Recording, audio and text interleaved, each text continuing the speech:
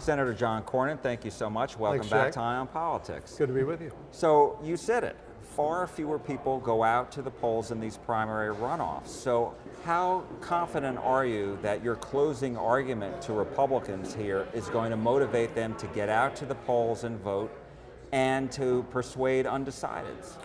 Well, because we're not just relying on our arguments, we're relying on our friends and supporters, all the various organizations that have endorsed me, from the Farm Bureau to the U.S. Chamber of Commerce and everybody in between, and asked them to do more than what they typically do, which is to make an endorsement, but then they don't necessarily, aren't necessarily that aggressive about encouraging their members to vote.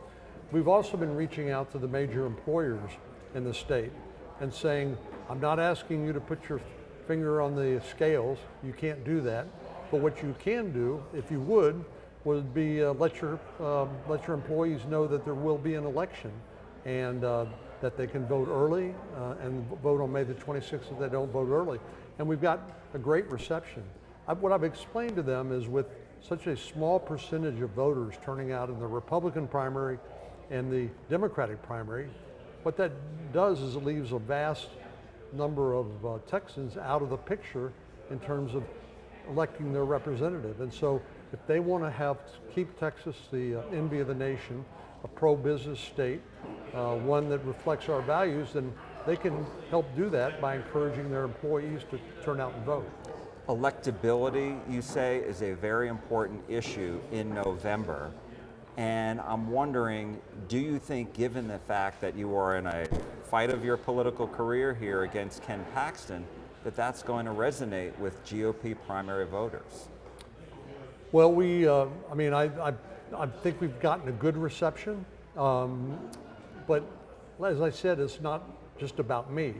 It's about the future of our state, the future of the Republican Party, the future of President Trump's agenda, and whether we're going to basically throw away a safe Senate seat by nominating someone who could well lose that election, and even if they don't, dissipate the money that could otherwise go to help pick up Senate seats in other parts of the country. So I think electability is an important issue, but I think I've demonstrated that I would be a better candidate to help with down ballot races than certainly the Attorney General would be, and that is part of our pitch. But again, none of this happens by accident.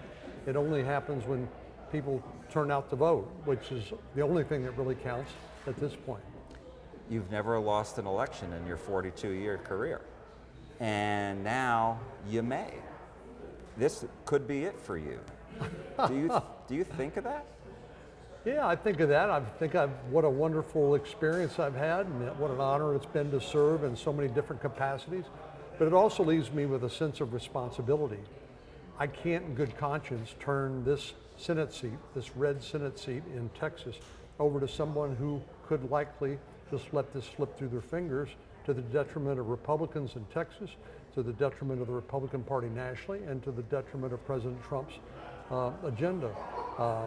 I feel a sense of responsibility as a result of my long service, and that's largely what motivates me to run. If you win on May 26th, how are you going to beat Democrat James Tallarico?